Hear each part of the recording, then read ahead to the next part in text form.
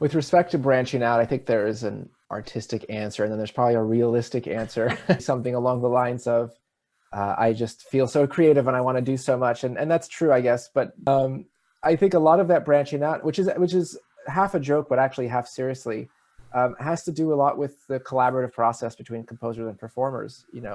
I think when I'm asked to do something like an opera, which is actually something that I've always wanted to do anyway, I've always been trying to build towards it. I write for those performers and what they want. When I'm asked to write or play jazz with ex-jazz performers, I kind of bring the previous knowledge that I had from writing opera back to jazz. I think this comes from, I didn't study classical music growing up. I studied rancheras and folk music, and I studied jazz in the high school jazz bands. And I never really played in orchestras. I could read music and I could solo, but for me, it just happened to be what I was doing at the time. When I got to school, I realized like, oh, I could just as easily practice funk music as I can practice opera, And so for me, it's just, I feel like I'm the same person. It's just different tools that I'm reaching for when I go for different mediums. I think so. I mean, so vocal music, you naturally get the story, you get the message. And then I think at the peak of that, I enjoy writing music for the stage, because then you get everything. You get costumes, you get symbols, you get acting. So I think my favorite thing to write is opera. And if I could choose one genre to write in for the rest of my life, I think it would be probably opera, because I could do anything. I'm writing an opera that has mambo music in it. And, I could pack that all in because the theatrical elements of opera buffer it, and they present it really nicely to the audience member.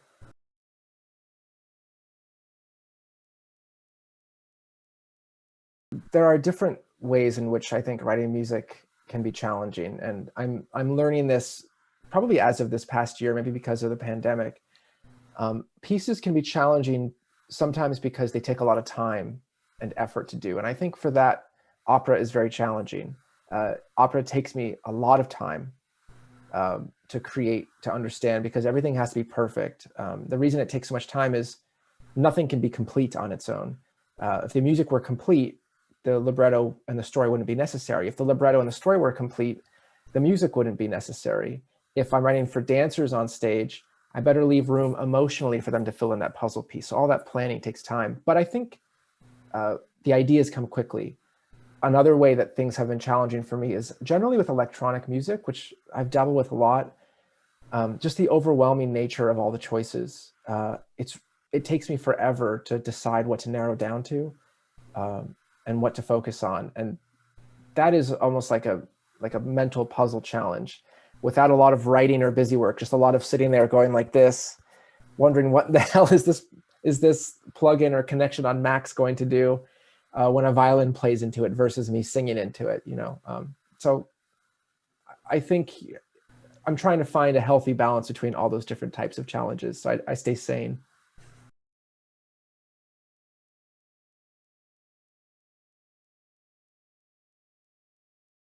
I mean, I played music frequently, but it wasn't at the forefront. So I didn't really study it very seriously. I played it every day, but it wasn't, I wasn't training for competitions. I didn't even know that competitions existed. So for me, my influences were all in the jazz realm, in the progressive rock realm, in, funk music, folk music, rancheras, corridos, a lot of songs that have been passed down for generations. But things kind of changed, I think. When you say influences, I really want to focus on like living influences, people who have affected me recently. So my very first influence would be my grandpa Garcia, who plays the accordion and taught me to play by ear all the traditional tunes, like, El Asesino or La Feria de las Flores, tunes that are kind of played, at parties outdoors, just for fun. But as I got older, I went to conservatory and school. I had a lot of great teachers, but I actually realized that none of them really mirrored my experience in the world. A lot of them, had elite training from a young age, and they respected me no less. They were extremely generous with their time. But as far as living influences goes, I didn't really find someone who really reflected my experience in the world in the same way until I met Gabriela and Frank. Gabriela, she writes a lot of music from an identity point of view, and she writes operas and string quartets and chamber works, and she's a ferocious player. And getting to study and work with her has been extremely life-changing. Getting to hear from her that like, oh yeah, I know that in school, voice students study French, German, Italian, English. I know I was a voice student for a few years. And you rarely study Spanish, but it's okay to write songs in Spanish or to write an opera about, Pachucos in the 1950s. Like, why does it have to be Shakespeare or something classical? And so I think Gabriela really helped steer the direction of my career after I met her, in particular.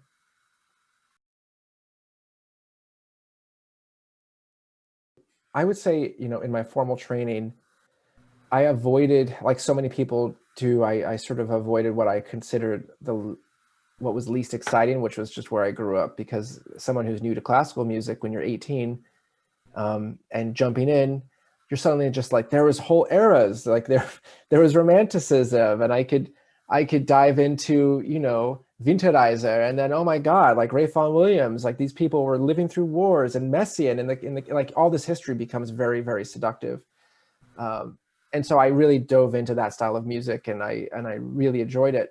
And it wasn't until right at the end of my master's, actually, when I was at the San Francisco Conservatory, when I started to really consider, okay, well, maybe I've gotten this formal education at a high level, maybe it's time to revisit where I'm from. And I will say the first few pieces I wrote about New Mexico, because I had spent so long being a tourist in the place that I really was from, and being a tourist in a place that I wasn't from, just being a tourist all around. I didn't really know how to write music in that style. So the first few pieces were kind of trash. I felt like I was culturally appropriating myself. And so I kind of stopped. And I think I was trying too hard to really transcribe and frame things rather than just accept that my family has been in New Mexico for hundreds, if not thousands of years. Whatever I do is just by definition New Mexican. And if I imagine New Mexican themes, and I imagine my upbringing, and I imagine the sounds that I authentically heard growing up, that it will naturally just fall into place. I don't need to try to force any specific system. And ever since then, about 4 years ago, things have been clicking a lot better. I find that I can draw from the toolkits that I learned from various composers, living and dead, who have nothing to do with New Mexico. I can pull from them, and I could sort of pour that into my knowledge of New Mexico. And sometimes, Gabriela Lena Frank talks about this with her own music. Sometimes people will say, oh, I heard it. Like, that was so Southwestern. It blew my mind how relevant it was to the experience of someone who speaks Spanish. And sometimes people are like, I have no idea, like that was nice, but I have no idea what that had to do with being Latino or Hispanic whatsoever, And I think that's fine. I think I'm okay with that, with how my music manifests that way, because it's, culture is a practice. It's not really an achievement. You do it, you get better at it by just doing it, and you'll never be the best at it. You just hope to get better and better. And so that's part of my process.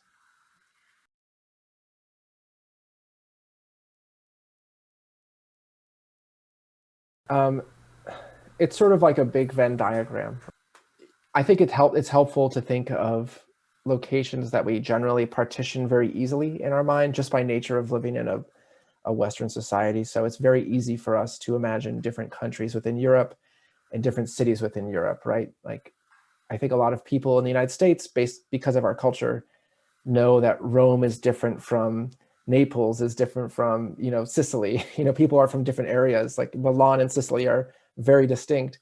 And I think actually that's similar when we think about Hispanic and Latino culture in general. It's a similar thing. There are a lot of shared things, like, Europe has a shared history. And I'll use these terms fairly openly. Like, there are shared colonial histories that I have as someone from the American Southwest, that someone from Central America or even South America would share. Language, idioms, historical connections, political movements, right? Those things flow very easily, just like the European Union. But at the same time, my experience as American-born from New Mexico versus even someone from Mexico City would be extremely different in other respects. And so I do, I use the term, I'll use all the terms above depending on the context. And really, it depends where I am. In New Mexico, for example, people don't ever use the word Latino, like ever. And maybe it's because we're it's a different state, but everybody uses the word Hispanic. In California, the term Hispanic has different connotations. It's more of a colonial connotation, even though it doesn't have the same meaning in New Mexico. So people think about Latinidad in general and the unifying nature of Puerto Ricans and Mexican Americans and people from the Southwest.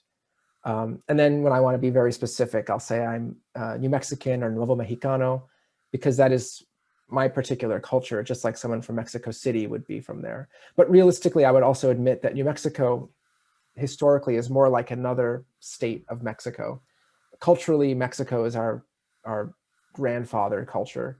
And forgive me, other New Mexicans, people hate to admit that, but it's true. You know, a lot of things that we share, a lot of things that I grew up doing are shared by people in Chihuahua, you know, shared by people south of the border, almost to an exact parallel.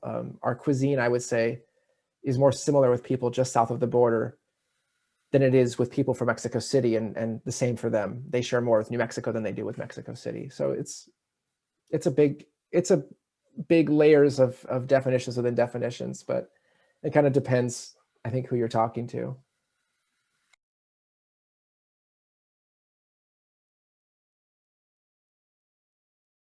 I don't think there should be any one way for a composer to work. I think that's what makes the art form really fun, is composers have different levels of engaging with things and how they choose to, and the materials that they choose to use.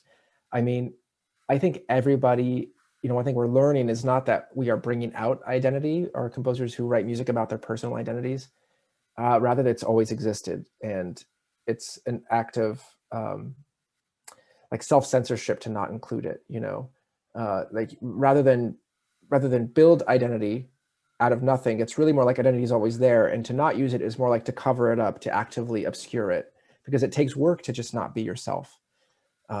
It takes a lot of hard work. And so I think being comfortable with composers reaching for those tools and experiences more quickly is a good thing. I also don't think every composer should have to do that. Some composers prefer to work in a more abstract realm where things are symbolic, where things are mathematics, where things are really sans culture as best as they can do. And I think that's fine as well. I have nothing against that. But I do think that everybody has an identity. And one other thing I'd like to point out too is since you are in the unique position of being a performer and a presenter and administrator, all these different roles that come with running an ensemble, is there's I'm sure you're well aware of this, is there's a difference between performative diversity and like authentic community building diversity. I think we get really addicted to the idea of bringing in, you know, diverse artists from all over the country and the world. And what happens is we get the same touring circuit of artists who fulfill a certain program in a certain month of the year, going to the major symphony orchestras, and then they leave. And I think part of personal identity has to do with the diversity that comes from where you are from. And I think there is extreme diversity that one should pay attention to, even if you're from a county in the middle of the country that's 100% or 99% white, right? There's diversity in demographic experiences, socioeconomic statuses, personality traits. You know, I think teachers, presenters living in those places to discover their own identity could do a lot with looking around and saying, you know, am I including kids from the same socioeconomic background in my programming? Am I including kids with disabilities? You know, they have diverse points of view as well. That am I including affluent kids? Am I including kids who need help, who need scholarship? I think it's possible to have a diverse program that is all one ethnicity, but at the same time, a whole multitude of experiences. And I just say that out there because I'm on a crusade to talk about this, because as from the Bay Area, I feel like there's such a culture of importing talent from New York, which is, you know, I guess our cultural capital in this country. And I love artists from New York, but I think really cultivating artists at home keeps you from getting into that anemic situation in the first place. And that's why I'm happy to talk to you. It's also nice to talk to artists from California, promote each other, think about how we can build on one another rather than always import, because I think that is really ruining us for further down the road when it comes to these diversity discussions.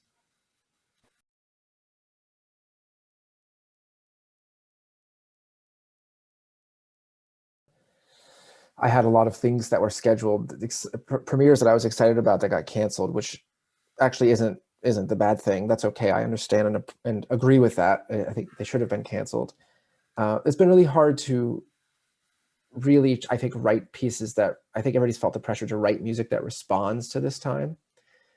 And it's almost like self-defeating, right? Because you're writing these things that respond, but they take time to do. So you're trying to capture lightning in a bottle in that one moment, but pieces take weeks to write sometimes. And I found myself sort of tripping over myself as the pandemic and as the news cycle changed. It was really hard to keep the same flow of thought going from one moment to the next. I think the things that, it's been tough, but the things that I've really learned are, thinking about how audiences consume our concerts. I was supposed to have a CD release party of my one-act opera in the spring, and of course that couldn't happen. And luckily we were smart enough to record footage of the recording session, and so that video is now up. We spent a week editing it together, my wife, who's a rock star video editor, and just saying, you know what, like, it doesn't need to be a live performance or anything special. It just, like, a video of the recording session with different camera angles will be enjoyable with the full audio quality. That was a good experience, but of course, very difficult to do. I wrote a piece for guitar, just plugged straight in and with a few effects. I was very intimate, and I actually think that piece would not have been as successful in a concert hall, just because it's fun to see him up close with his hands. Everybody has the same seat in the house. I'm writing another few solo and chamber music pieces. I wrote a piece for two melodicas that had like these weird video editing. Writing a sinfonietta right now doesn't really make sense. Trying to write electronic music that uses MIDI instruments to sound like an orchestra is just, it's just unsatisfying.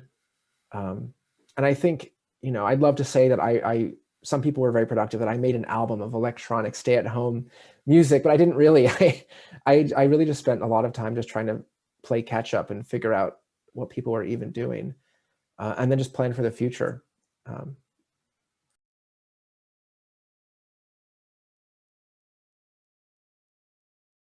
Right now, I just want to survive the end of my doctorate. I actually have some projects that are coming up that I'm really excited about, that play into what I want to do. So I think ultimately, my ultimate career goal would be to be a composer who writes full grand operas. I just love the spectacle of it. I love the big stage. I love the audience. I love the full sound of the orchestra. I love choreography and costumes. And, I would love to write a symphony, but I don't think deep down I'm going to be the best symphonist in the world. But I think I resonate with stories. I think I do my best work there. So as a career goal, I would love to eventually get there where I can write full operas. And right now I'm doing a few projects that play into that. Right now I'm working on an opera for Music of Remembrance, which is the same opera company that commissioned a few operas by like Jake Heggie and Gene Shear, Tom Chiapullo. They had something recently come out by Saba Aminikia and Mary Kayumjian. So they're a really, I think, dynamic company. They were founded on remembering the really terrible legacy of the Holocaust and making sure we don't repeat those mistakes. And over the past few years, they've pivoted to also start to think about stories of people who are displaced, refugees, people who are seeking asylum, for example, just basically people in need who don't have many avenues to go for help. And so they commissioned Marella and I to write an opera about the border crisis, Marella Martin Koch, my librettist. And our opera, Tres Minutos, is based on a real policy by the Border Angels, built in conjunction with the Border Angels and the US government, where the US government allows them to open up the border at a certain place for a set amount of time. And it's for people who can't cross the border one way or another. Maybe they have a ban on, they can't get a visa. And they're given time to just touch, hold hands, hug. And it's almost like a fairy tale. They're generally given 3 minutes per group of people, which is in a way generous, but in another way, it's kind of cruel. It's so short. And so our opera focuses on two siblings, one born on this side of the border, one born in Mexico, who grew up together, and one of them is deported, and they get this chance to meet. And the opera is a 45-minute chamber work about what can you achieve in 3 minutes? What does it mean to share blood, to share lineage, to share parents? and to not share a home or a location, you know. So that, I think I'm really excited about that project. And I'm also working on a dance piece for the Glimmerglass Festival about tractors, not even about New Mexico. So we'll see how that goes this coming summer as well. I'm really looking forward to that.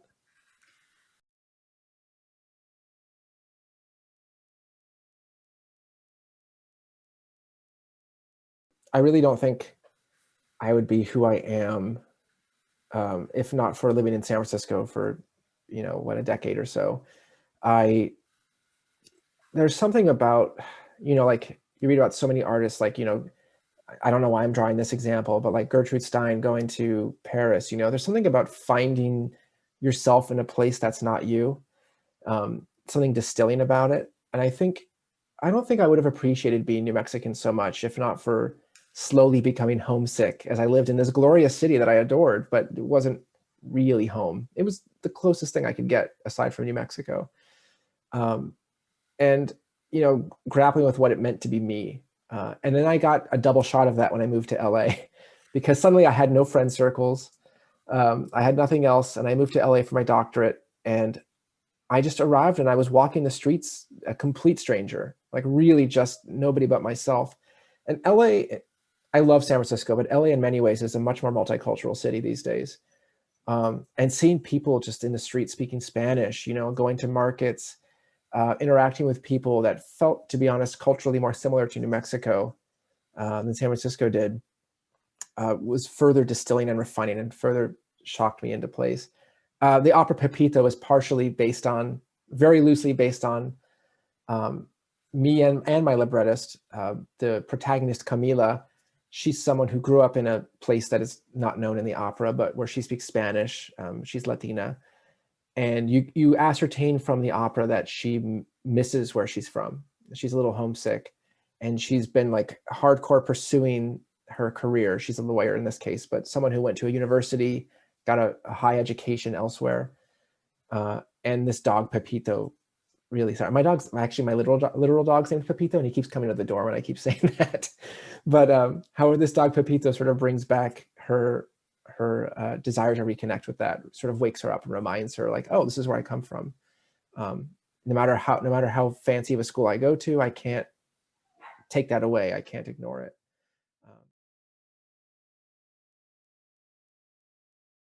Are these topics that I'm exploring, not as someone who's a professional in the field, but if you want to explore with me, I have a lot of writings on different blogs. I Care If You Listen has hosted an article by me. I've also contributed to Gabriela and Frank's blog about just being New Mexican and learning how to write that way. So I encourage folks to check that out.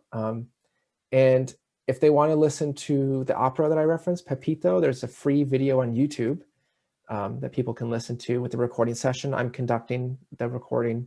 It's short, just 22 minutes. So I'd love for folks to check it out. Our place in San Francisco didn't allow dogs, so we never were able to get a pet. And then when we moved to LA, we moved to a place that allowed dogs intentionally, but then we were dragging our feet to do it with it. We'd have time whenever. And then of course the pandemic hit, and we thought, well, we'll never get a dog. And we just applied and got rejected. And then finally someone responded with this dog. I've always had big dogs. And he looks kind of big if you don't see him in context to anything else. His proportions are right in that way, I guess. But we showed up and he was like a third the size of what I thought he was. But he's so friendly that we ended up taking him home. And his name was, in the shelter, was Petrie, which I don't really like that name, but it was close enough to Pepito. So we decided to go with the name of the opera that I wrote.